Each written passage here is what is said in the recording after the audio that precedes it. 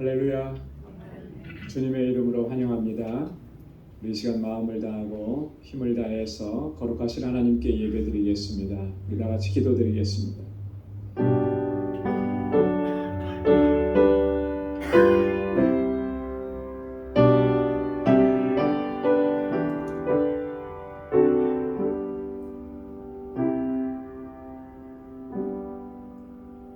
온 땅이여 하나님께 즐거운 소리를 발할지어다. 그 이름의 영광을 찬양하고 영화롭게 찬송할지어다. 하나님께 고하기를 주의 일이 어찌 그리 어미하신지요. 주의 큰 권능으로 인하여 주의 원수가 주께 복종할 것이며 온 땅이 주께 경배하고 주를 찬양하며 주의 이름을 찬양하리이다 할지어다. 와서 하나님의 행하신 것을 보라. 인생에게 행하심이 어미하시도다. 하나님이 바다를 변하여 육지되게 하셨으므로 무리가 도보로 강을 통과하고 우리가 거기서 주로 인하여 기뻐하였도다. 아멘.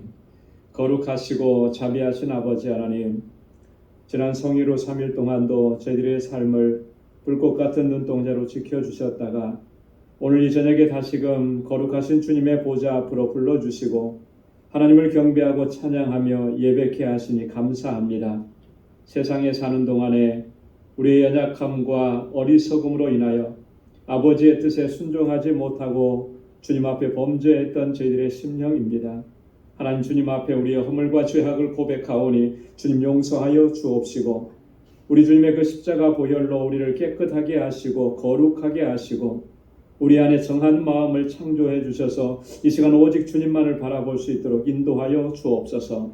우리 가운데 임하시고 우리의 예배를 받아 주옵시고 하나님 예비하신 주님의 은혜와 평강으로 가득히 채워 주옵소서. 이 예수님의 이름으로 기원하옵나이다. 아멘. 전능하사 천지를 만드신 하나님 아버지를 내가 믿사오며 그 외아들 우리 주 예수 그리스도를 믿사오니 이는 성령으로 잉태하사 동정녀 마리아에게 나시고 본디오 빌라도에게 고난을 받으사 십자가에 못 박혀 죽으시고 장사한 지 사흘 만에 죽은 자 가운데서 다시 살아나시며 하늘에 오르사 전능하신 하나님 우편에 앉아 계시다가 저리로서 산 자와 죽은 자를 심판하러 오시리라. 성령을 믿사오며 거룩한 공예와 성도가 서로 교통하는 것과 죄를 사하여 주시는 것과 몸이 다시 사는 것과 영원히 사는 것을 믿사옵나이다. 아멘. 찬양으로 하나님께 영광 돌리겠습니다. 내가 만민 중에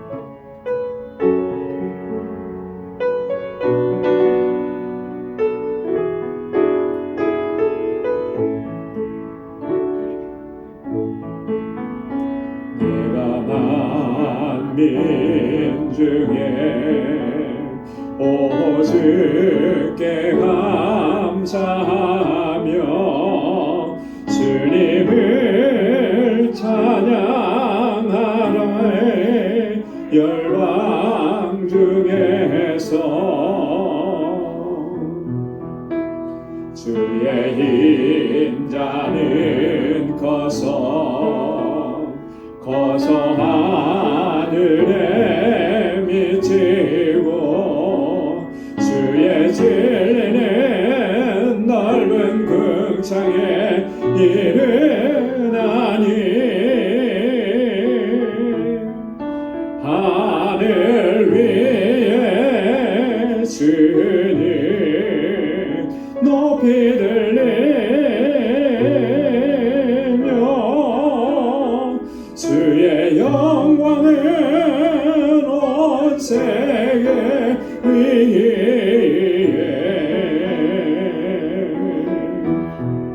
하늘 위에 주님 높이 들리며 주의 영광은 온 세계 위에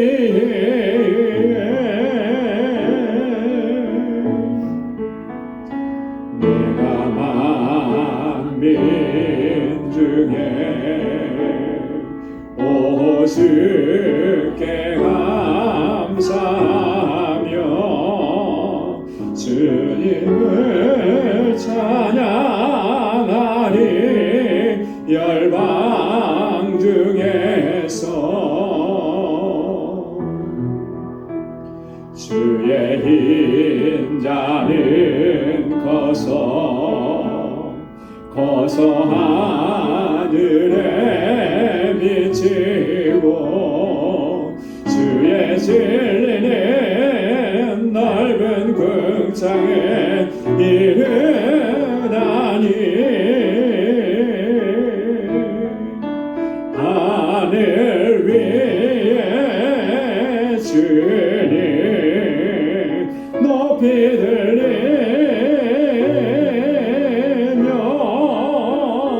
주의 영광은 온 세계 위에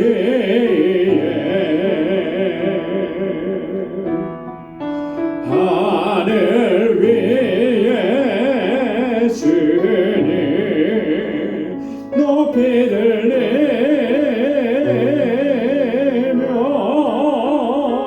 주의 영광은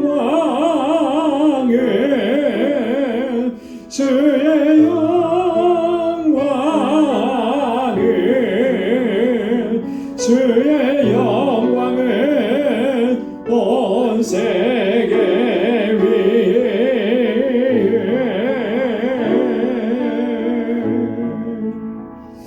아멘. 주님의 영광이 오늘 우리 가운데 충만하게 임하기를 원합니다. 어려운 일 당할 때 342장입니다.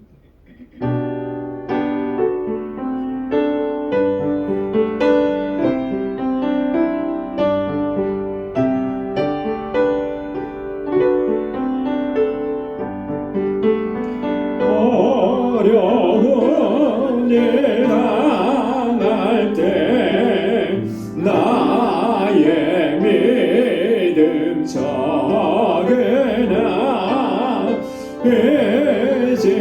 의지하는 내 주를 더욱 의지합니다. 세월 지나갈수록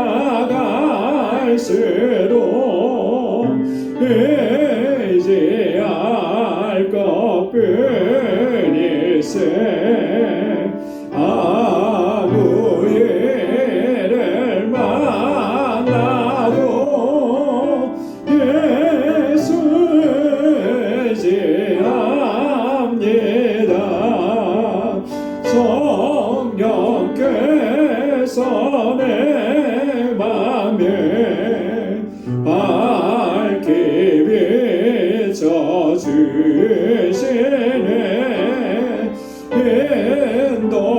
인도하심 따라서 주만 의지합니다.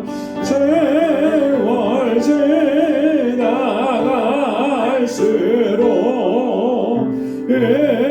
의지할 것뿐일세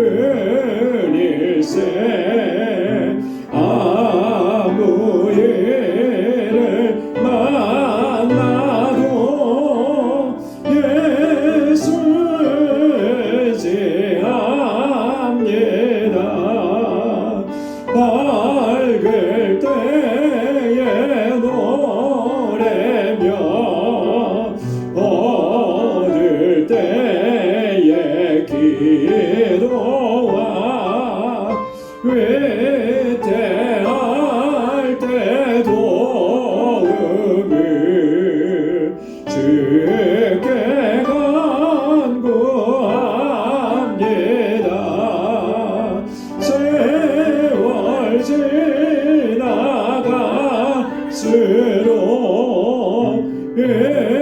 의지할 것뿐일세 아무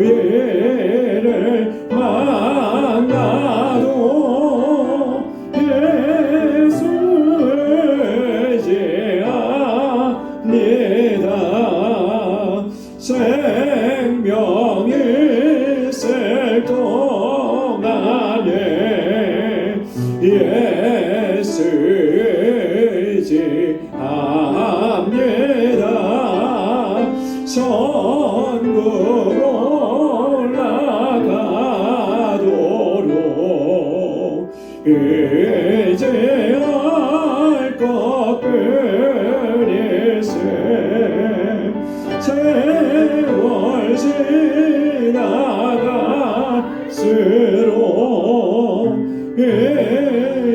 의지할 것뿐일세 아무 일을 만나도 예수 의지합니다.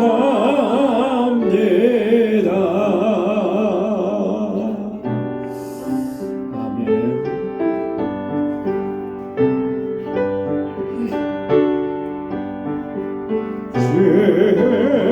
참 외에는 더 기쁨 없도다. 날 사랑하신 늘 계시옵소서. 기쁘고 기쁘도다. 항상 기쁘도다. 나 주께 와사오니 복 주옵소서. 나 주께 왔으니 복 주시옵소서. 주 함께 계시면 큰 시험이기네. 기쁘고 기쁘도다. 항상 기쁘도다. 나 주께 와사오니 복 주옵소서. 주 떠나가시면 내 생명 헛되네. 즐겁고 슬플 때 늘 계시옵소서. 기쁘고 기쁘도다. 항상 기쁘도다. 나 주께 와사오니 복 주옵소서. 주 떠나가시면 주 떠나가시면 내 생명 헛되네. 즐겁고 슬플 때 늘 계시옵소서. 기쁘고 기쁘도다. 항상 기쁘도다. 나 주께 와사오니 복 주옵소서. 그 귀한 언약을 이루어 주시고 주 명령 따를 때 늘 계시옵소서. 기쁘고 기쁘도다. 항상 기쁘도다. 나 주께 와사오니 복 주옵소서.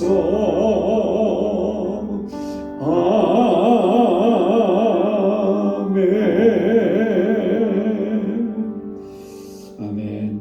우리 시간 다 같이 통성으로 기도하겠습니다. 올 한 해 우리 신앙의 목표가 예수 그리스도의 은혜와 저를 아는 지식에서 자라가자 했습니다. 주님을 더 깊이 알 수 있도록 주님 우리의 믿음을 굳건하게 붙잡아 주옵소서. 견고하게 서게 하여 주옵소서. 우리 교회를 위해서 함께 우리 같이 기도하겠습니다. 하나님 세워주신 이 제단이 정말 하나님의 뜻을 잘 이루어가는 복된 제단이 되게 하옵소서. 우리 세워주신 주의 종들과 주의 일꾼들을 위해서 기도해 주시고 또 이곳에서 자라는 어린 심령들과 학생들, 우리 청년들, 또 장년들, 또 우리 교사들과 우리 전도사님 위해서 같이 기도해 주시고 우리 환우들을 위해서 또 또 가족의 구원을 놓고 기도하는 그 심령들 가운데 하나님의 구원의 역사를 허락해 달라고, 경제적으로 어려움을 겪는 이들 하나님께서 회복시켜 주시고 회복의 은총을 더해 달라고, 우리 선교사님들을 위해서, 선교지를 위해서 알라메다 방주교회 건축하는 일들이 잘 진행될 수 있도록 위해서 기도해 주시고, 오늘 이 시간 주님 앞에 가지고 나온 우리 개인의 기도 제목을 가지고 우리 이 시간 함께 통성으로 기도하겠습니다. 하나님 아버지, 주님의 사랑과 은혜 감사합니다. 아버지 하나님, 오늘도 저희들을 사랑하셔서 은혜 주시고자, 능력으로 덧입혀 주시고자 이렇게 거룩하신 주님의 보좌 앞으로 다시금 불러주시니 하나님 감사합니다. 오 하나님 아버지, 우리의 영을 새롭게 하시고 정결하게 하시고 깨끗하게 하셔서 아버지 하나님 주님 앞에 사한 제사 드릴 수 있도록 인도하시고 역사하여 주옵소서. 갈급한 심령으로 사모함으로 주님 앞에 더 가까이 나아갈 수 있도록 도와주옵소서. 우리의 연약한 믿음을 굳건하게 붙잡아 주옵소서. 쉽게 시험에 들고 넘어지고 좌절하는 저희들을 붙들어 주시고 다시 강건케 하시고 굳건하게 하셔서 하나님 어떠한 환난과 고난도 넉넉히 이겨내는 믿음의 용사들이 되게 하여 주옵소서. 하나님의 전신갑주로 저희들을 무장시켜 주시고 아버지 무시로 성령 안에서 깨어서 기도하며 주의 말씀을 붙잡고 믿음으로 나아가는 저희들 되게 하여 주시옵소서. 오 하나님 아버지, 하나님께서 우리에게 베풀어 주신 은혜가 얼마나 크고 놀라운지 하나님 단 한 순간도 잊지 않게 하시고 아버지 하나님, 그 하나님의 은혜를 더 깊이 체험할 수 있도록 도와주시고 아버지 하나님, 주님을 더 깊이 경험할 수 있도록 도와주옵소서. 아버지 하나님, 그리하여서 하나님의 뜻하신 일들을 온전히 감당하는 주의 신실한 믿음의 일꾼들로 저희들을 삼아 주옵소서. 우리 방주교회가 이 세대를 향해서 하나님의 뜻하신 일들을 온전히 감당하게 하시고 영혼을 구원하는 이 귀한 사명을 온전히 감당하는 구원의 방주가 되게 하옵소서. 세워주신 주의 종들에게 하나님 능력과 권능으로 덧입혀 주시고 아버지 하나님 성령으로 충만하게 하여 주옵소서. 기름 부어 세우신 하나님의 귀한 일꾼들 한 사람 한 사람 아버지 믿음으로 역사하는 종들이 되게 하여 주옵소서. 우리 방주교회가 진정한 사랑의 공동체가 되게 하옵소서. 서로를 아끼고 사랑하고 섬기며 하나님의 뜻을 이루어갈 수 있도록 도와주옵소서. 상처 입은 영혼들이 치유함을 얻게 하여 주옵소서. 육신의 연약함이 있습니다. 주님, 주의 능력의 손으로 붙들어 주옵소서. 아버지 하나님, 그 가정이 하나님 주의 주시는 평강으로 차고 넘치게 하여 주옵시고 모든 염려와 근심은 다 주님께 맡기고 아버지 하나님 주님의 주시는 은혜 안에서 강건케 하여 주시옵소서. 광야와 같은 삶일지라도 소망의 주님을 바라볼 수 있게 하시고 날마다 부어주시는 주님의 은혜 안에서 늘 승리있게 하여 주옵소서. 하나님 아버지, 이 시간 아버지 하나님 우리 주일학교와 유스그룹과 이앱을 위해서 기도합니다. 우리 사랑하는 학생들, 우리 청년들, 자녀들을 붙잡아 주시고 정말 저들이 하나님을 잘 경외하는 믿음의 아들과 딸들로 하나님 앞에 귀하게 설 수 있도록 은총을 베풀어 주옵소서. 저들이 살아가는 세상은 너무나 아버지 하나님 타락하고 흉악한 세상입니다. 넉넉히 이겨낼 수 있는 믿음을 저희에게 더하여 주셔서 다윗과 같은 믿음의 용사가 되게 하여 주시옵고 아버지 하나님 요셉과 같이 순결한 믿음을 가지고 주님 앞에 설 수 있도록 은총을 베풀어 주옵소서. 저희를 위해서 수고하고 늘 애쓰는 우리 교사들과 우리 전도사님 위에 하나님 능력과 권능과 성령의 충만함을 덧입혀 주옵소서. 사랑하는 학생들을 아버지 돌보기에 부족함이 없도록 인도하여 주옵소서. 하나님 아버지, 지금도 곳곳에서 아버지 하나님 주의 복음을 전하는 주의 종들을 붙잡아 주시고 능력으로 역사하여 주시고 하나님 그 땅에 하나님 생명의 복음의 역사가 풍성하게 일어나도록 인도하시고 우리 알라메다 방주교회 주님 건축하는 이 모든 일들이 은혜 가운데 잘 진행될 수 있게 하셔서 그 지역의 영혼들을 구원한 주님의 구원의 방주로서 든든하게 서갈 수 있게 하시고 우리 선교사님들에게 능력과 권능을 덧입혀 주시옵소서. 오늘도 아버지 하나님 주님 앞에 나올 때 하나님 간절한 마음의 소원과 기도의 제목을 가지고 이 시간 주님 앞에 간구하고 부르짖사오니 사랑하는 주의 종들의 기도마다 주의 선하신 응답을 허락하여 주옵소서. 매일매일의 삶이 주님과 동행하는 삶이 되게 하시고 주님의 주시는 능력으로 승리하는 삶이 되게 하시고 아버지께서 역사하시는 주님의 역사를 늘 체험하는 삶이 되도록 인도하여 주시옵소서. 오늘도 주님의 말씀 앞에 저희들을 세워주시니 감사합니다. 우리의 마음밭을 기경하여 주옵시고 주신 말씀으로 새롭게 결단하는 은혜의 시간이 되도록 성령께서 함께하여 주시고 역사하여 주옵소서. 모든 감사와 찬양과 영광을 아버지 앞에 올려드립니다. 하나님 영광 받아 주옵소서. 예수님의 이름으로 간절히 기도드리옵나이다. 아멘. 아멘. 할렐루야. 선하신 응답을 허락해 주실 줄로 믿습니다.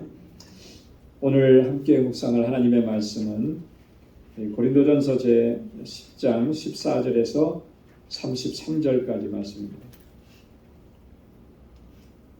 고린도전서 제 10장 14절에서 마지막 33절까지 한 절씩 기도하겠습니다. 그런즉 내 사랑하는 자들아 우상 숭배하는 일을 피하라.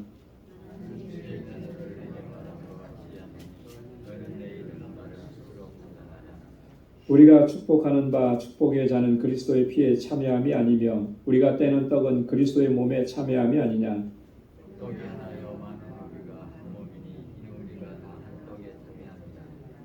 육신을 따라 난 이스라엘을 보라. 제물을 먹는 자들이 제단에 참여하는 자들이 아니냐.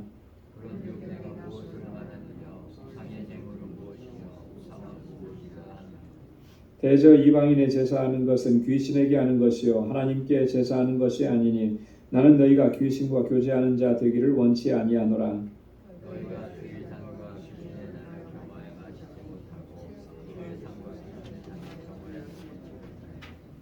그러면 우리가 주를 노여워하시게 하겠느냐? 우리가 주보다 강한 자냐?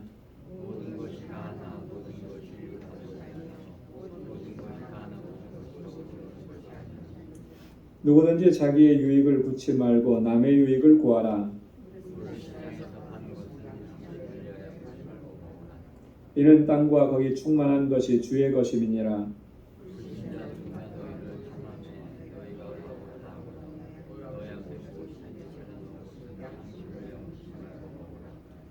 누가 너희에게 이것이 재물이라 말하거든 알게 한 자와 및 양심을 위하여 먹지 말라.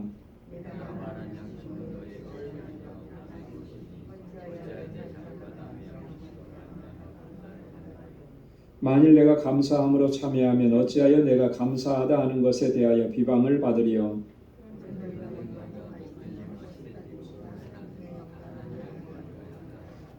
유대인에게나 헬라인에게나 하나님의 교회에나 거치는 자가 되지 말고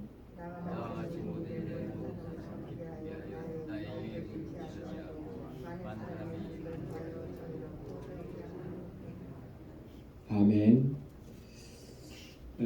우리 지난주에 이어서 우리 고린도전서 제10장에 있는 말씀을 함께 나누도록 하겠습니다. 지난주에 우리 1절부터 13절까지의 말씀에서 우리 그런 내용들을 좀 살펴봤습니다. 바울이 이스라엘의 과거 그 역사 속에서 그들의 선조들이 그들의 조상들이 하나님 앞에 어떻게 행했었는가, 어떻게 범죄했었는가를 아주 세세하게 그렇게 이야기를 했죠. 그러면서 이런 일들이 우리에게 거울이 되고 우리를 경계하기 위해서 기록해 두셨다 이렇게 말씀을 했습니다. 그래서 우리가 그들과 같이 하지 말자 그랬습니다. 그 네 가지가 있었는데요. 그 네 가지 혹시 기억나세요? 이스라엘의 죄악들을 이렇게 하나씩 조목조목 지적했을 때 그 네 가지가 첫 번째가 뭐였죠? 우상 숭배의 죄, 그죠? 우상 숭배의 죄. 그래서 우리는 우상 숭배하는 자가 되지 말자. 이제 그렇게 얘기했고요. 또 두 번째는 간음의 죄예요. 우상 숭배와 간음은 항상 이렇게 같이 연결되어 있다라고 하는 것을 우리가 말씀을 드렸습니다. 그리고 세 번째는 주를 시험하는 죄. 주를 시험하는 죄. 주님의 능력이라도 주님이라도 이 일은 뭐 어떻게 하실 수 없다 믿지 못하는 거죠. 설마 주님께서 그렇게 하실 수 있겠느냐 뭐 이렇게 믿지 못하는 것, 하나님께서 하시는 일에 대해서 믿지 못하는 것이 다 하나님을 시험하는 죄라고 하는 것이죠. 그리고 마지막으로 네 번째는 뭐였었습니까? 원망과 불평이에요. 그죠? 광야 생활 내내 이스라엘 백성들은 원망하고 불평하고 또 더 나아가서는 하나님을 대적하고 그 결과가 어떻게 나타났습니까? 그 당시에 원망했던 사람은 하나님의 징계를 받았지만 더 나아가서는요. 하나님을 믿지 아니하고 원망하고 하나님을 대적했던 사람들은 다 가나안 땅에 들어가지 못했다라고 하는 거죠. 엄청난 결과를 초래했던 것입니다. 우리가 그런 걸 볼 때 이게 우리에게 거울이 되고 경계가 된다. 그렇기 때문에 오늘 우리의 신앙생활 속에서 혹여라도 이런 모습이 있지는 않은지 늘 하나하나 점검해 봐야 되는 거예요. 그죠? 그래야만 그들이 당했던 그런 결과를 우리는 피할 수가 있다라고 하는 것이죠. 자, 오늘 본문은 14절부터 33절까지의 바울이 다시 한번 이 우상 숭배하는 일에 대해서 이야기를 합니다. 그러면서 우상 숭배하는 일을 피하라. 그럼 바울이 이렇게 자주 이것을 강조하는 이유는요, 그만큼 중요하기 때문에 그래요. 그리고 우리가 신앙생활 하면서 우리는 우상 숭배하는 일은 절대 하지 않는다, 그렇게 자부하고 장담할지 모르지만 우리의 신앙생활하고 살아가는 삶의 모습 속에는 다분히 그런 요소들이 들어있고 나타나기 때문에 아주 이것을 중요하다고 하는 거예요. 여러분, 뭐 내가 신앙생활을 이렇게 오래도록 했는데 내가 무슨 우상 숭배합니까? 이렇게 하나님 잘 섬기는데 그렇지 않아요. 여러분, 우상 숭배라는 게 뭐가 우상 숭배겠습니까? 하나님보다 더 사랑하는 것을 마음에 두는 거예요. 하나님보다 더 소중하게 여기는 것을 마음에. 하나님께서는 분명히, 예수님께서는 분명히 마태복음에서도 말씀했습니다. 하나님과 무엇을 겸하여 섬길 수 없다? 재물을 겸하여 섬길 수 없다. 그런데 하나님보다 물질에 더 우선순위를 둘 때가 우리가 얼마나 많으냐, 그죠? 하나님보다 더 사랑하는 것을 둘 때 우리가 얼마나 많은가. 그런 게 우상 숭배라는 거예요. 뭐 신상 앞에 가서 절하지 않았기 때문에 뭐 나는 우상 숭배 안 했다, 이런 게 아니고, 그렇기 때문에 우리가 정말 신솔하게 우리의 이 마음의 중심과 삶의 자세를 점검해야 하는 것입니다. 그래서 바울이 여기서 권고하는 우상 숭배하는 일을 피하라, 이건 우리를 향해서 주신 말씀이라고 하는 거죠. 본문은 크게 세 부분으로 나눠볼 수가 있는데, 첫 번째는요, 14절에서 22절까지가 우상 숭배하는 일을 피하라는 권고고, 23절에서 30절까지는 덕과 유익을 구하라. 우리가 공동체 안에서 신앙생활할 때 그 원칙이 뭐냐? 덕과 유익을 구하는 거다. 31절부터 33절까지 마지막으로는 우리 신앙생활의 대원칙을 얘기해 줍니다. 세 가지 원칙을 얘기해 주는데, 첫 번째가 하나님의 영광을 위하여 하라. 두 번째가 공동체 안에서 다른 사람에게 거치는 자가 되지 말라. 그리고 마지막으로 세 번째가 모두가 다 구원을 얻게 하라. 이게 우리가 신앙생활하면서 꼭 기억해야 될 세 가지 대원칙이라고 하는 것입니다. 자, 그러면 우리 첫 번째 부분부터 한번 보도록 하겠습니다. 14절부터 22절까지인데요. 우상 숭배하는 일을 피하라 그랬습니다. 여기서 우리가 한 가지 조금 주목해야 되는 것, 구분해야 되는 것이 하나 있습니다. 뭐냐면 우상 숭배하는 것과 우상의 재물을 먹는 문제는 좀 구분을 해야 된다.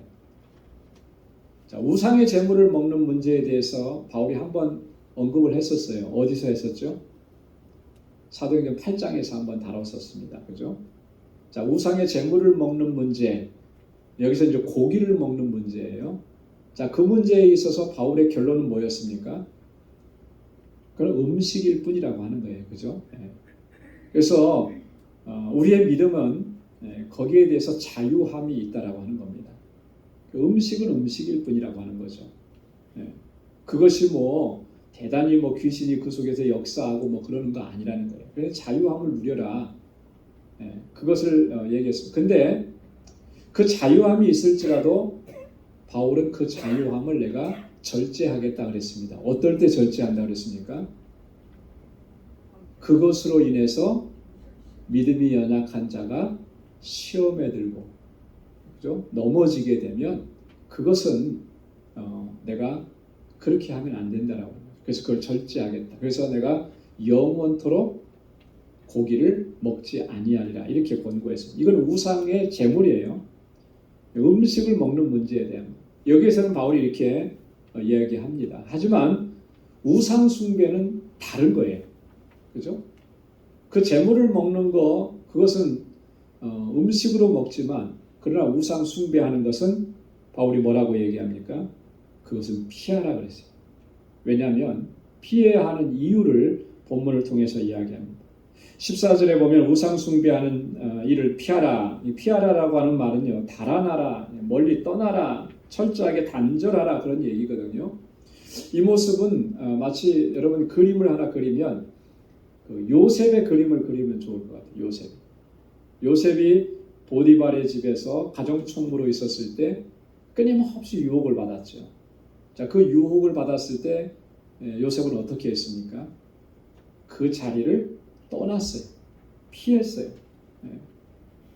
이런 모습을 얘기하는 거예요. 우리를 유혹하게 하는 것들이 참 많은데 그 자리에 있으면 우리의 의지라는 것은 너무나 약해요. 그래서 그것이 계속 지속되고 반복이 되다 보면 우리의 의지는 너무나 약해지고 무뎌져서 유혹을 받게끔 되어 있습니다. 누구나 다 그래요. 특별하지 않아요. 다. 그렇기 때문에 그 자리를 피하라는 거예요. 떠나라는 거예요. 데살로니가전서 5장 22절에 보면 악은 모든 모양이라도 버리라 그랬습니다. 악은 모든 모양이라도. 그 흉내도 내지 말라는 거예요. 왜요? 그 흉내하고 따라가다 보면 나도 모르는 사이에 그렇게 되어버리기 때문에. 베드로전서 3장 11절에도 보면 악에서 떠나 선을 행하고 화평을 구하여 이를 쫓으라 그랬습니다. 악에서는 떠나라는 거예요. 그리고 다시 그 길로 돌아가지 않게 하기 위해서 선을 행하고 화평을 구하라. 우리가 추구해야 될 것은 선이고 화평이라고 하는 것입니다. 이렇게 피해야 하는 것처럼 우상 숭배하는 일도 피해야 한다라고 하는 것입니다. 여러분, 우상 숭배하는 일을 왜 피해야 하는가? 바울이 오늘 본문 16절에서 22절까지 그 근거를 두 가지로 이야기합니다. 절대적인 이유예요. 이게 뭐냐면 첫 번째로는 성만찬 예식을 예를 들어서 설명을 하죠. 16절, 17절에. 자, 우리 16절과 17절 말씀을 우리 같이 다시 읽어볼까요? 시작. 우리가 축복하는 바 축복의 자는 그리스도의 피에 참여함이 아니며 우리가 떼는 떡은 그리스도의 몸에 참여함이 아니냐. 떡이 하나요 많은 우리가 한 몸이니 이는 우리가 다 한 떡에 참여함이라. 아멘. 자, 여러분, 성만찬 예식에서 우리는 떡을 떼고 잔을 나눕니다. 근데 그 떡과 잔은 뭘 상징하는 거죠?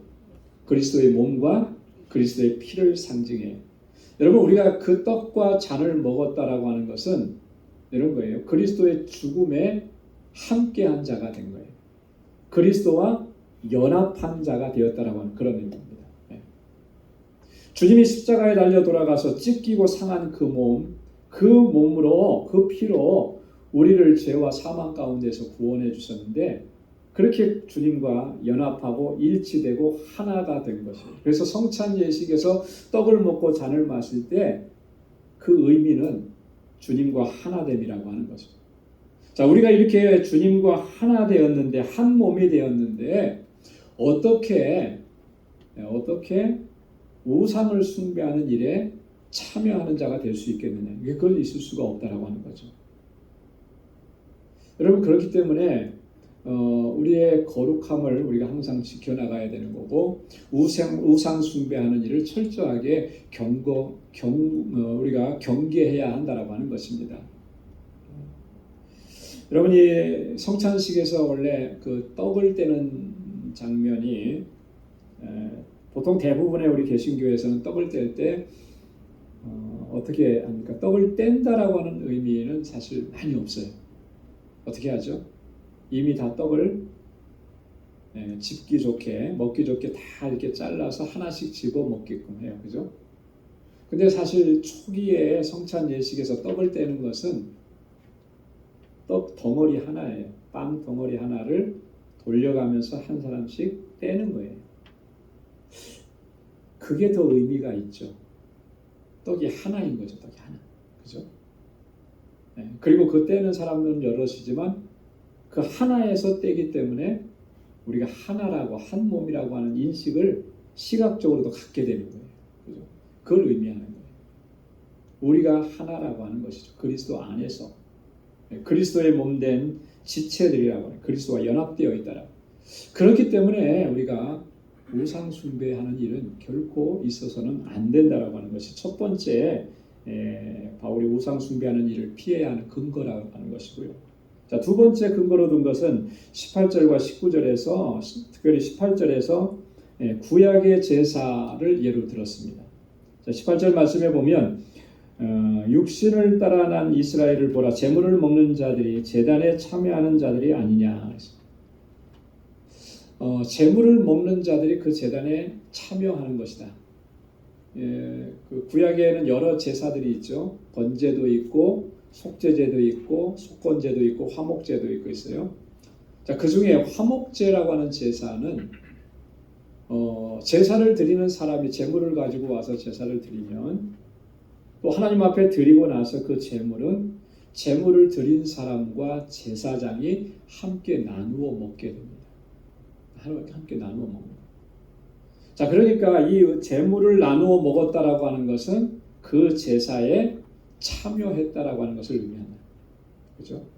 자, 그런데 그 제사에 참여해서 제물과 희생 제물과 제사 드리는 사람이 하나가 되고 일치가 된 거예요. 그것을 의미하는데, 자, 이것을 이렇게 가져와서 이방 신전에서 우상 숭배하면서 그 자리에서 먹고 마시는 일이 뭘 의미하겠느냐? 그들과 하나가 되었다라고 하는 것을 의미한다. 당시에 고린도 교회 성도들 안에는 물론 믿음이 좋은 사람들도 있었지만 이제 가 신앙생활하면서 그들이 고린도 사회 속에서 살면서 그들이 가지고 있었던 그런 옛 생활을 다 벗어버리지 못한 사람들도 있었어요. 자, 그러니까 뭐 가족이 그랬던 누가 그랬던 이방인들의 제사하는 신전에 함께 참여해서 거기서 먹고 마시는 이런 일들도 있었다라고. 자, 그게 뭘 의미하는 것이겠느냐? 그 신전에서 그들의 제사에 참석하고 그들과 함께 먹는 것, 그들과 연합해서 하나가 되었다라고 하는 그걸 의미한다는 거예요. 그러니까 우상 숭배하는 일은 철저하게 경계하고 금해야 된다라고 하는 것을 얘기합니다. 그것이 곧 뭐예요? 귀신과 하나됨을 의미한다라고 하는 것입니다. 자, 그래서 바울이 20절에 뭐라고 얘기하냐면요. 20절 이하에 나는 너희가 귀신과 교제하는 자가 되기를 원치 아니한다. 그렇게 이야기합니다. 이방인의 제사하는 것은 귀신에게 하는 것이다 그랬죠. 대저 이방인의 제사하는 것은 귀신에게 하는 것이요 하나님께 제사하는 것이 아니니 나는 너희가 귀신과 교제하는 자 되기를 원치 아니하노라. 자, 그러면서 21절에 너희가 주의 잔과 귀신의 잔을 겸하여 마시지 못하고 주의 상과 귀신의 상에 겸하여 참여치 못하리라. 이 주님의 잔을 나누면서 또 귀신의 잔을 나눈다. 있을 수 없는 일이라고 하는 거죠. 주님의 상에 참여하면서 또 귀신의 상에 참여한다. 그 있을 수 없는 일이라고. 우상 숭배가 얼마나 우리의 영혼을 파괴시키는 것인지를 아주 분명하고 단호하게 이야기합니다. 겸해서 섬길 수가 없는 거예요. 함께 할 수가 없다라고 하는 것이죠. 아까도 말씀을 드렸던 것처럼 예수님께서는 한 사람이 두 주인을 섬길 수 없다고 그랬습니다. 그리스도와 하나님과 재물을 겸해서 섬길 수가 없다. 그리스도와 우리의 어떤 야망, 꿈 이것을 함께 할 수 없다라고 하는 거예요. 우리의 모든 야망과 우리의 모든 꿈이라고 하는 것은 하나님의 뜻 안에서 이루어지는 것이 되어야 되는 것이지. 하나님을 제외하고 하나님 없이 내 야망을 쫓아가는 것 그것이 곧 우상 숭배가 된다라고 하는 것이죠. 그렇기 때문에 우리가 정말 우리 자신의 모습을 진지하게 돌아봐야 하는 것입니다. 지난 주일에도 제가 말씀을 드렸듯이 고린도후서 6장 15절 16절에 보면 바울이 그렇게 단호하게 얘기하죠. 그리스도와 벨리알이 어찌 조화가 될 수 있겠느냐. 하나님의 성전과 우상이 어찌 일치가 될 수 있겠는가. 그렇게 할 수 없는 이유가 뭐라고 그랬냐면 바울은 우리가 살아계신 하나님의 성전이기 때문이다. 이렇게 여러분 하나님의 성전이라고 하는 말의 의미는 여러 가지로 설명할 수 있겠지만 그 중에 가장 중요한 요소 하나를 얘기하라고 한다면 하나님의 임재가 있는 곳이라는 거예요. 거룩한 곳이라고 하는 거죠. 성전은 하나님께서 임재하시는 곳입니다. 하나님께서 그 백성들을 만나주시는 곳이에요. 거룩하지 않으면 하나님께서 만나주시지 않는 것이죠. 우리는 그렇게 하나님 앞에 거룩한 존재들인데 어떻게 벨리알과 함께하고 우상과 함께할 수 있느냐? 그럴 수 없다라는 거예요. 이 시대에는 고린도 고린도라고 하는 도시에 수많은 신전과 우상을 섬기는 그러한 모습, 거기에 참여하는 것을 얘기했지만 오늘 이 시대, 우리 시대에는 이게 뭘 의미하는 거냐는 거죠. 아까도 말씀드린 것처럼 하나님보다 더 소중하게 여기는 것을 두면서 그것을 붙잡고 살아가는 그 삶의 모습을 경계하는 것입니다. 여러분 이 시간 한번 돌아보시기 바랍니다. 내가 하나님보다 더 소중하게 여기고 있었던 건 뭔가? 분명히 있어요. 없지 않습니다. 누구에게나 다 그런 것이 있어요. 이것을 우리가 발견해내지 못하고 찾아내지 못하고 그것을 우리에게서 제거해내지 못한다면 우리는요 무의식 중에 계속해서 하나님과 우상을 겸하여 섬기면서 그렇게 신앙생활을 해갈 가능성이 너무나 높다라고 하는 거예요. 그랬을 때 과연 우리의 모습을 하나님께서 기뻐하실까? 온전하게 하나님만 섬기는 것이 아닌데 하나님께서 그 마음을 기쁘게 받으셨을까? 그 예배를 받으셨을까? 하나님보다 더 소중하게 여기는 것을 내 마음에 품고 지금까지 그것을 추구하면서 거기에 힘을 더 쓰고 정력을 다 쏟고 했는데 과연 하나님께서 우리의 이 예배 기뻐하실까라고 하는 거죠. 이거는요 굉장히 심각한 문제입니다. 심각한 문제예요. 우리가 소홀히 그냥 나는 그런 거 없어 이렇게 단순하게 넘길 수 있는 문제가 아니에요. 그렇기 때문에 우리가 나의 삶의 모습, 내 생각, 내 마음에 품은 것들을 진지하게 돌아봐야 합니다. 그런 것들이 있다면 오늘 이 시간부터라도 우리는 그것을 철저하게 내려놓아요. 바울이 아까 뭐라고 했습니까? 우상 숭배를 어떻게 하라고요? 우상 숭배는 피하라 그랬잖아요. 피하라. 이건 우리가 피해야 할 것들이라고 하는 것입니다. 22절에 보면 그러면 우리가 주를 노여워하시게 하겠느냐 우리가 주보다 강한 자냐 그렇게 반문을 합니다. 우상 숭배하는 것이 이게 별거 아니고 뭐 우상의 재물을 좀 먹었다고 해서 그것에 참여했다고 크게 문제가 되겠느냐 이렇게 반문한다면 그게 얼마나 어리석고 우둔한 행위냐라고 하는 것을 얘기하는 거예요. 그로 인해서 우리가 주를 노여워하시게 하겠느냐 우리가 주님보다 더 강한 자냐 이렇게 반문하는 거죠. 이게 무슨 말이에요? 바꿔 말하면 이런 거예요. 우상 숭배에는 필연적으로 하나님의 진노가 수반될 수밖에 없다라고 하는 것을 얘기하는 거예요. 그렇잖아요. 지난주에도 우리가 살펴봤듯이 우상 숭배하는 자들을 하나님께서 어떻게 다루셨습니까? 하나님께서 철저하게 다루셨잖아요. 그죠? 왜요? 10계명에도 분명하게 제1계명과 제2계명에서 아주 분명하고 단호하게 우리에게 말씀을 해주셨지 않습니까? 우상을 만들지도 말고 우상을 섬기지도 말고 그죠? 그 어떠한 형상이든지 만들지 말고 어떠한 신적인 존재든지 어떠한 능력이 있는 존재라고 그것을 품지 말라는 거예요. 그러지 않으면 어떻게 된다는 거예요? 하나님께서 반드시 그 일에 대해서는 심판하신다는 거예요. 그 경고를 이미 우리 믿음의 선조들을 통해서 받았다라고 하는 것이죠. 우리가 주보다 강한 자냐? 주님보다 강해서 주님보다 권세가 있어서 내 마음대로 해도 된다? 그게 아니지 않느냐라고 하는 바울의 반문인 것입니다. 그 다음에 이제 두 번째 단락으로 한번 가겠습니다. 23절부터 30절까지에는 덕과 유익을 구하라 그렇게 했습니다. 바울이 한편으로는 개인의 자유, 신앙의 자유에 대해서 얘기를 했습니다. 그렇죠? 우리에게는 그 자유함이 있다.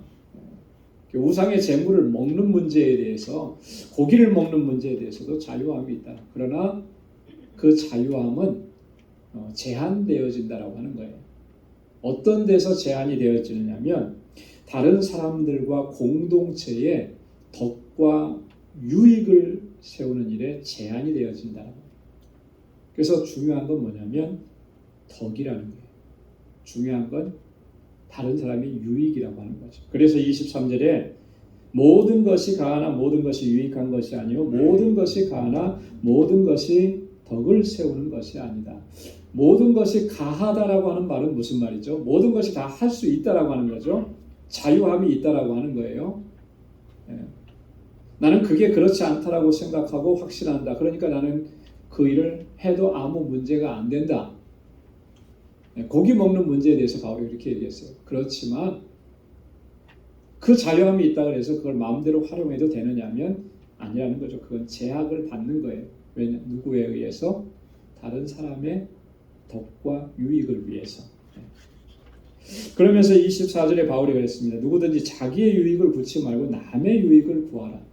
여러분, 이게 우리 신앙생활에 있어서 정말 중요한 원칙입니다. 내가 믿음이 좀 좋다고, 내가 좀 이렇게 신앙생활 좀 오래 했다고 뭐든지 내가 할 수 있고 이거는 내가 뭐 이거 하는데 거리낌이 없어, 이렇게 말하면서 그렇게 하는 일들이 과연 이것이 다른 사람과 공동체에 유익을 끼치는 일인가, 덕을 끼치는 일인가 라고 하는 것을 늘 살펴야 하는 거예요.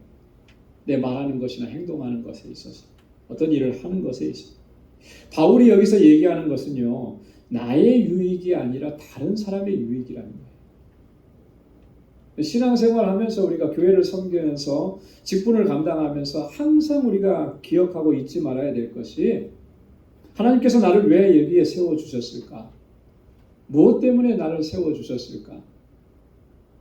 먼저는 하나님께서 영광을 받으시기 위해서죠. 그리고 하나님께서는 나를 그 자리에 세워주신 것이 공동체를 섬기고 다른 사람들을 섬기라고.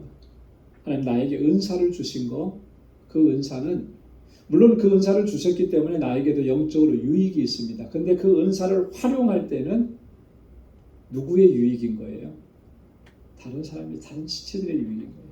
그들을 섬기라고 내게 은사 주신 겁니다. 그걸 잊지 말아야 된다는 거죠. 갈라디아서 5장 13절로 14절에서 바울이 이렇게 권고했는데요. 우리 한번 다 같이 읽어볼까요? 형제들아, 너희가 자유를 위하여 부르심을 입었으나 그러나 그 자유로 육체의 기회를 삼지 말고 오직 사랑으로 서로 종노릇하라. 온 율법은 내 이웃 사랑하기를 내 몸과 같이 하라 하신 말씀에 이루었나니. 아멘. 자, 어떻게 하라 그랬습니까? 오직 사랑으로 어떻게 하라고요? 서로 종노릇하라. 종노릇하라라고 하는 말이 뭐예요? 서로 섬기라고 하는 것이죠. 오늘 바울이 얘기한 것처럼 하면 상대방의 유익을 위해서, 덕을 끼치는 일을 위해서 그렇게 섬기라고 하는 거예요. 율법의 핵심은 뭐라 그랬습니까? 율법의 핵심은 내 이웃 사랑하기를 내 몸과 같이 하라. 이 한 말씀 속에 다 들어있다. 예수님 앞에 누가 찾아와서 그렇게 물었습니다. 율법에서 제일 중요한 것, 어떤 계명이 제일 중요합니까? 그때 예수님께서 뭐라고 말씀하셨습니까? 내 마음과 뜻과 온 힘을 다해서 하나님을 사랑하고 또 그와 같이 내 이웃을 사랑하라 하신 것이다. 결국은 뭐예요? 하나님 사랑하고 이웃 사랑하라. 이게 율법의 핵심이라는 거죠. 그 사랑하라라고 하는 말은 섬기라고 하는 말이에요. 섬기라. 고린도전서 13장 5절에도 보면 사랑은 무엇이다 이렇게 쭉 얘기하면서 사랑은 자기의 유익을 구치 아니하며 그랬어요. 자기의 유익. 사랑은요, 자기의 유익을 구치 않는 겁니다. 어떤 분들이 그러더라고요. 부부로 이렇게 오래 살아오면 사랑하십니까? 서로 그러면 무슨 사랑이냐고 이 나이에 정으로 사는 거지. 그렇게 얘기 많이 하잖아요. 근데 그게 참 얼뜻 보면 그런 것 같은데 근데 사실은 그게 좋지 않은 거예요. 정으로 사는 게 아니고 끝까지 사랑으로 사는 겁니다. 사랑은 무슨 사랑이요? 뭐 우리 나이에 무슨 사랑이 있습니까? 이러는데요. 사랑이 뭔지를 우리가 잊어버려서 그래요. 그래요? 그런 분들은 다시 고린도전서 13장에 있는 말씀으로 돌아가야 돼요. 사랑이 뭔지를, 사랑의 속성이 뭔지. 그 중에 하나가 뭐냐면 사랑은 자기의 유익을 구치 않는 거예요. 내 유익을 구치 않으면 누구의 유익을 구합니까? 부부라면은 배우자, 그죠? 가족과 관계라면 자녀들과라면 자녀들의 유익, 그죠? 나 아닌 다른 사람의 유익을 구하는 거예요. 그게 사랑인 것이죠. 공동체 안에서 우리가 회복해야 될 모습이 바로 그런 모습이라고 하는 것을 바울이 여기서 얘기해요. 그래서 우리의 말과 행동과 섬기는 모든 일들이 정말 덕을 끼치고 유익을 주는 일인가 늘 살펴야 할 줄로 믿습니다. 자, 25절, 27절까지 양심을 위해서 묻지 말고 먹으라. 이게 뭐냐면 시장에서 파는 그런 고기 이런 것들이 내 앞에 주어졌을 때 그것을 먹는 문제에 있어서 특별히 오늘 바울이 여기서 뭘 얘기하냐면 불신자가 집에 초대했을 때 그 앞에 차려놓은 상에 뭐 이렇게 야채, 채소 이런 것들만 차려져 있으면 사실 고민이 없을 텐데 거기에 딱 고기가 있단 말이에요. 자, 그랬을 때 이 고기가 이게 뭐냐? 어디서 난 거냐? 이런 거 묻지 말라는 거죠. 상에 놓여져 있으면 그건 뭐예요? 상 위에 올라와 있으면 그건 단지 음식일 뿐이라고 하는 거예요. 자, 근데 만약에 이제 불신자가 초대했는데 그 고기의 출처를 물어봐요. 이거 혹시나 우상의 제물은 이렇게 우상의 제단에 드려졌던 그 제물은 아닌가? 이거 어디서 난 겁니까? 이렇게 물어보면 어떻게 될 것 같아요? 그 초대한 사람이 기분이 좋겠습니까? 덕이 되겠습니까? 그렇지 않은 거죠. 바울이 대전제는 그런 음식은 그거는 음식일 뿐이니까 아무 문제가 안 되니까 그런 거에 대해서는 양심을 위해서 그것은 뭐 묻지 말고 그냥 식사하라는 거예요. 자, 그런데 누군가가 그것에 대해서 알려주는 일이 생긴다 하면 음식을 먹지 말아야 할 경우가 생긴다라고 하는 것이죠. 그래서 28절에 보면은 뭐라고 얘기합니까? 누가 너희에게 이것이 제물이라 말하거든 알게 한 자와 및 양심을 위하여 먹지 말라 그랬습니다.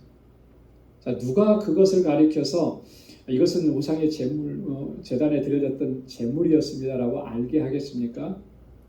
그러니까 아무래도 그것을 먹는 문제에 있어서 꺼림직하게 생각하는 사람이, 그죠? 함께 동석한 사람 중에서 그 사람이 이건 꺼림직해, 이걸 안 먹어야 되는 건데 하면서 알려줄 거 아니에요, 그죠? 그거는 이게 우상의 제물입니다. 아마도 믿음이 연약한 자들이 그렇게 얘기할 거라는 거죠. 그랬을 경우라면 그것을 알게 한 사람과 그 양심을 인해서 먹지 말라는 거죠. 먹지 말라는 거예요. 그렇게 해서 그 연약한 사람이 시험에 드는 일이 생기지 않도록 그렇게 하라는 겁니다. 여러분 29절과 30절에서 그래서 바울이 중요한 원칙을 얘기합니다. 29절 30절 말씀을 우리 한번 같이 읽어보도록 하겠습니다. 내가 말한 양심은 너희의 것이 아니요 남의 것이니 어찌하여 내 자유가 남의 양심으로 말미암아 판단을 받으리요. 만일 내가 감사함으로 참여하면 어찌하여 내가 감사하다는 것에 대하여 비방을 받으리요. 무슨 말입니까? 나의 자유함과 나의 감사함이 판단과 비방을 받지 않도록 하라라고 하는 그런 의미입니다. 믿음이 연약한 자들에 의해서 판단과 이 비방의 대상이 되지 않도록 나의 이 자유함을 절제하고 조심하라라고 하는 그런 의미예요. 나는 정말 내가 자유함이 있어서 그걸 먹었는데 누군가가 그것을 바라보면서 그것 때문에 판단을 받고 실족하게 되는 일들이 생긴다면 그 내 자유함을 사용하는 것이 정말 이게 덕과 유익을 끼치는 일이 되느냐?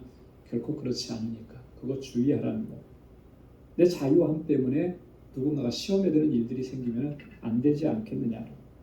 감사함으로 내가 받았는데 감사한 일인데 나에게는 감사한 일인데 그것이 비방을 받는 일이 되면은 안 되지 않겠느냐라고 하는 거예요. 그렇잖아요, 그죠? 그런 일들이 충분히 있을 수 있어요. 나는 감사해요. 이게 너무나 기쁘고 감사해요. 근데 그것으로 인해서 누군가가 실족되는 일이 생긴다면 그 감사하는 일이 덕을 끼치고 유익을 끼친 게 아니라 오히려 한 사람을 무너지게 하고 넘어지게 한 경우. 이건 단지 우상의 제물, 믿지 않는 사람과 식사하는 그런 일들에서만이 아니고 어떠한 일들이 내게 있어서 좋은 일이 있고 감사한 일이 있고 그래서 자랑거리가 생겼단 말이에요. 근데 그것을 내가 정말 너무 기쁜 나머지 감사하면서 자랑을 했어요. 근데 그 일들로 인해서 누군가가 상처를 입고 아픔이 되고 고통이 된다면 그래서 실족하게 된다면 내 감사하는 일들이 이게 비방의 대상이 될 수 있지 않겠느냐. 그렇게 되면 유익이 되지 않고 덕이 되지 않는 거 아니겠느냐. 이거 조심하고 주의하라라고 하는 그런 얘기입니다. 그래서 우리가 신앙생활 하면서 다 할 수 있죠. 뭐든지 할 수 있어요. 하지만 항상 조심해야 되는 거예요. 공동체 안에서는 지체들을 덕과 유익을 끼치는 일인지를 늘 살펴야 된다고 하는 것이죠.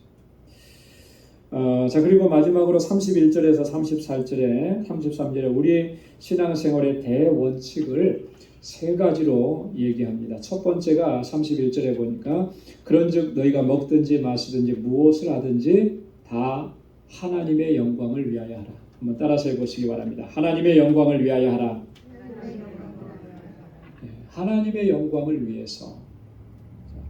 하나님의 영광을 위해서라고 하는 것은 너무나 거창해 보이니까 조금 이렇게 줄여서 이렇게 얘기해 보면 과연 이것이 하나님의 기쁨이 되는 일인가 라고 하는 것을 늘 생각하라고 하는 거죠. 먹는 문제, 마시는 문제, 뭐 하는 일에 대해 있어서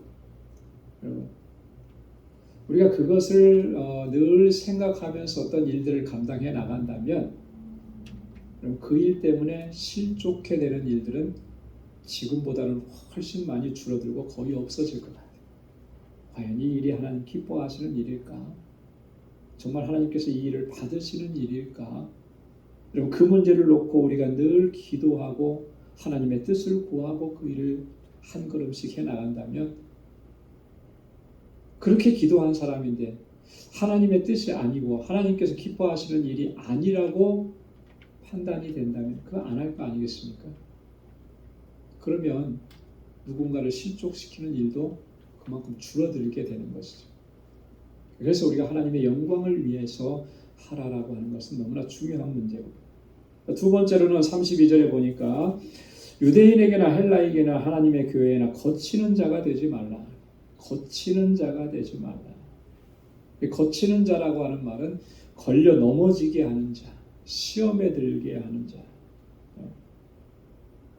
그런 일들을 하지 말자라고 하는 거예요. 이건 결국은 뭐냐면요, 다른 사람들을 배려하라라고 하는 거죠. 항상 살피라고 하는 거죠. 이 좋은 일도, 여러분, 선한 일도 좋은 일도 남을 도와주는 일도요, 여러분, 이게 정말 그 사람에게 정말 도움이 되고 유익을 끼쳐줄 때도 있지만 그러지 못할 때도 있다라고 하는 거예요. 그죠? 내가 뭔가 도움을 받았는데 기분이 너무 안 좋아요. 뭔가 나에게 정말 좋은 충고를 해줬는데 기분이 너무 안 좋아요. 마음이 상해요. 그럼 그런 일들이 생길 수 있죠. 여러분들도 아마 그런 일들을 경험을 했을지도 있습니다. 그죠? 나는 뭔가 좋은 일을 한 거예요. 저 사람에게 유익한 일을 도와준 거예요. 그런데 그 일 때문에 오히려 상처가 되고 아픔이 되고 고통이 되고 눈물을 흘려야 되는 일들이 생길 수도 있는 거예요.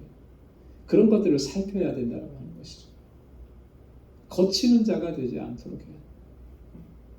그래서 아까도 바울이 얘기했잖아요. 나는 고기를 영원히 먹지 않겠다. 왜 안 먹겠다 그랬습니까?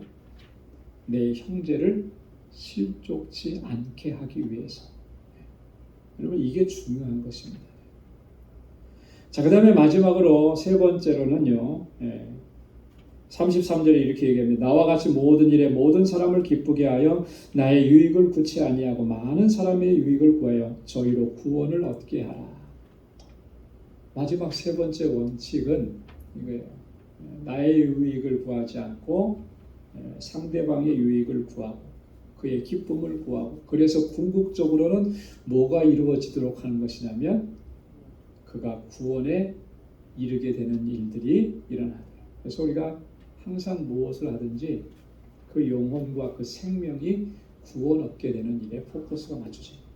하나님께서 우리를 이 땅에 세우신 것도 하나님께서 택하신 자녀, 하나님께서 이미 예정하신 그 사람을 하나님의 생명 가운데로 하나님의 품으로 인도하기 위해서 우리를 먼저 택해 주신 거 아니겠습니까? 그래서 우리가 하는 모든 일들은요, 영혼을 구원하는 일, 생명을 구원하는 일, 그 하나님의 뜻을 이루어가는 일에 맞춰져야 한다라고 하는 거예요. 그래서 먹든지 마시든지 무엇을 하든지 하나님의 영광을 위해서 하고 거치는 자가 되지 아니하고 어떻게 하든지 그 영혼을 하나님께로 돌아오게 하는 이 일을 위해서 우리가 하나님 앞에 쓰임 받아야 된다라고 하는 거예요. 여러분 우리가 꼭 기억하고 그렇게 일평생토록 하나님 앞에 귀하게 쓰임 받는 우리 모두가 될 수 있기를 주님의 이름으로 축원합니다. 기도하겠습니다. 하나님 아버지 감사합니다.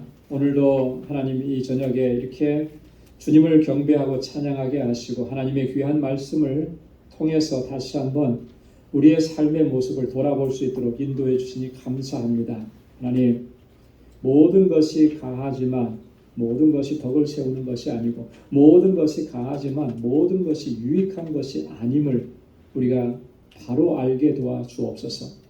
그래서 하나님 덕과 유익을 끼치는 일에 언제나 최선을 다하게 하시고 하나님의 영광을 위해서 쓰임받는 신실한 주의 종들로 저희들을 세워 주옵소서. 아버지께서 택하신 그 영혼들을 생명의 길로 인도하는 이 귀한 사명에 우리의 모든 것을 다 주님께 드리고 헌신하고 충성하는 주의 종들이 다 되게 하여 주옵소서. 이제는 우리 주 예수 그리스도의 무한하신 은혜와 하나님 아버지의 크고 놀라우신 사랑과 성령의 위로 교통 충만하심의 역사가 오직 하나님의 영광을 위해서 살아가기로 결단하는 우리 방주의 모든 믿음의 권속들과 또 저들의 가정과 직장, 생업의 터전과 학업 위에 이제로부터 영원까지 함께 하시기를 간절히 축원하옵나이다. 아멘.